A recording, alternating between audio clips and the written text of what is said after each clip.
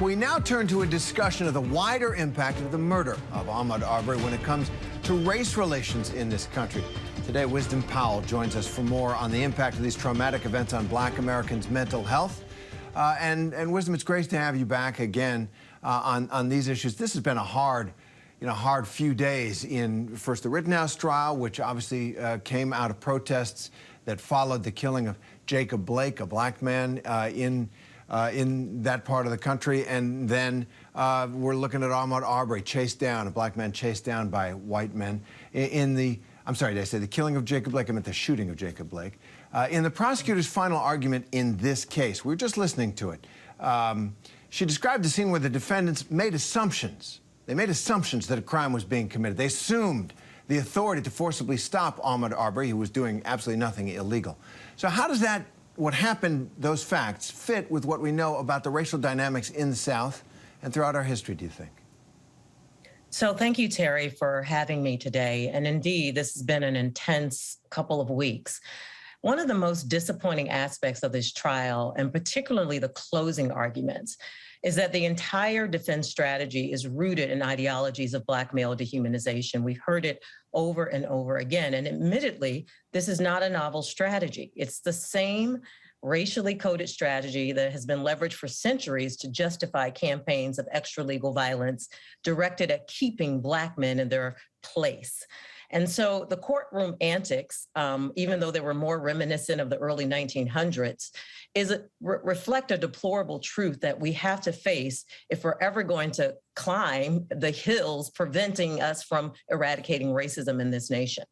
And we know that the defense arguments were empty, right? And as someone wiser than me stated, an empty wagon always makes the most noise. And so the question for me now is less about, how will this affect Black Americans' mental health? How will Black Americans respond? For me, the more important question is, how will white Americans and those with power and privilege respond? What will be the conversations around your dinner tables, at the water coolers, and within rooms where decisions impacting freedom, justice, and equity are being made? How will you leverage your voice? What privilege and power are you willing to concede or share that might move our democracy and system forward? Those are the kinds of questions that get to a more root cause kind of discussion that is really necessary to move our nation, not just beyond this point, but also that leads us to reflect on how we actually got here. Because it's only in knowing that we can truly create a system where everyone has a fair and just opportunity to live their fullest and healthiest lives.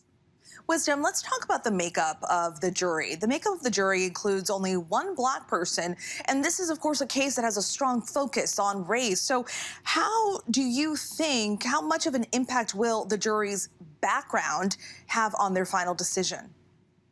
So we know this is a really important question because we know a lot about the ways that biases shape decision-making, both momentarily and in moments where there are huge decisions to be made.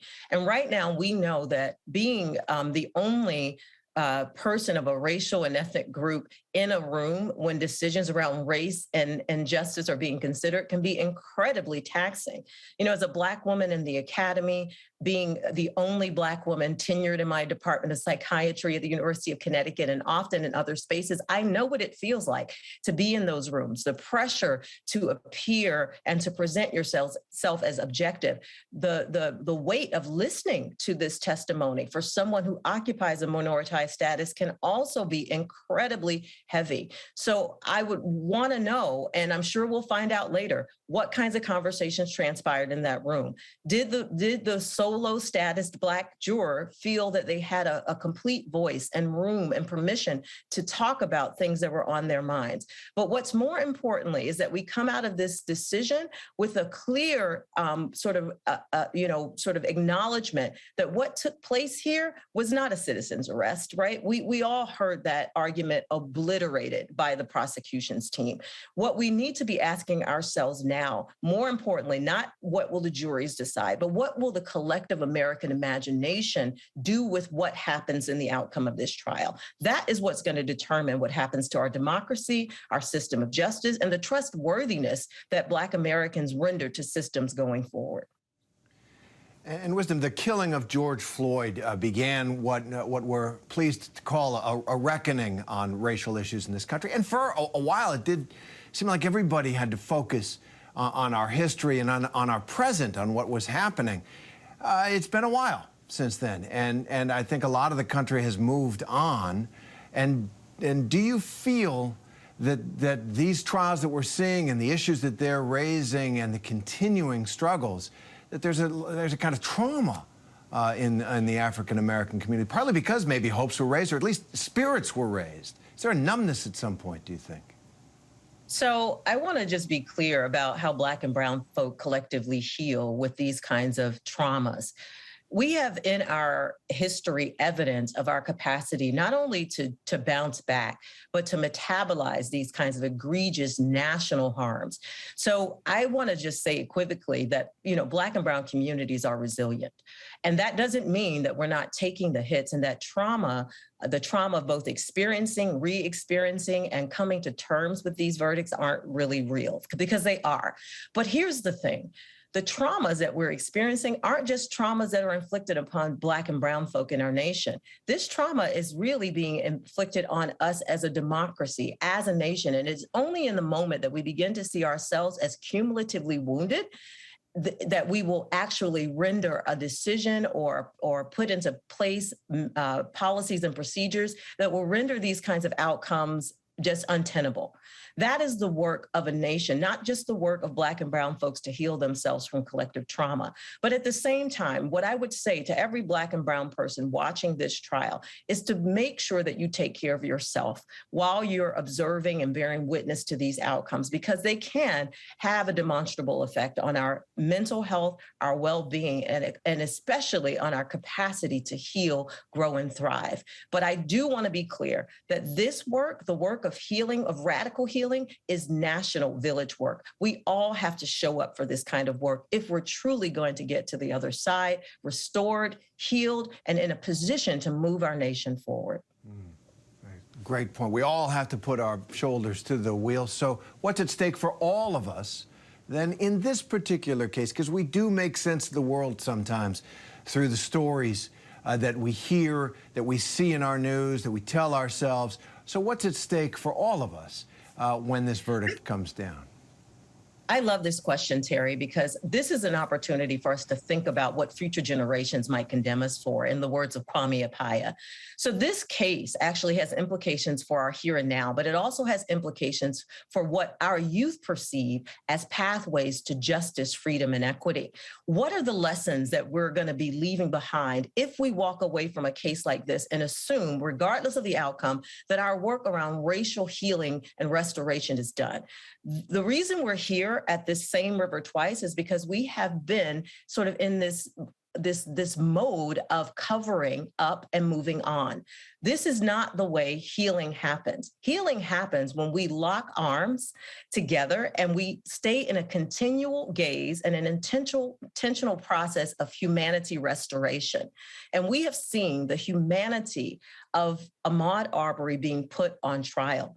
Our goal is to speak loudly and clearly in a unified voice, not just to ourselves, but to future generations, and say we will not continue to live in a world where dehumanization is the rule of day, the status quo, the way we do business in our justice system. That's what's at stake. The innocence of our children, the belief in a democracy that will cover and protect them, and creating a legion of citizens of humanity who will really invest in building a good society.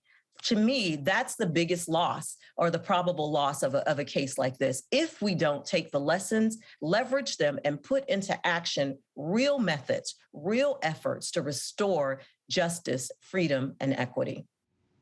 And Wizdom, during Arbery's trial, we saw video, surveillance video of him at that construction site. We saw video of the chase down. In court, lawyers have repeatedly played the video of his death and showing his injuries. Does that open wounds and dehumanize him in any way, or is it important for them to keep playing that video to show the violence and just to show exactly what took place that day? You know, this is a really tricky question, and I'm so glad you asked it, but it makes me think a lot about the courage and conviction of like Mamie Till, right? Mamie Till had the foresight and the courage and conviction to decide that the body of her son, Emmett Till, would be shown publicly, put on display so the world could take in and metabolize the violence that had been inflicted upon him. And while that is a troubling and challenging choice for a parent to make, I can understand it. And it's the same, energy here.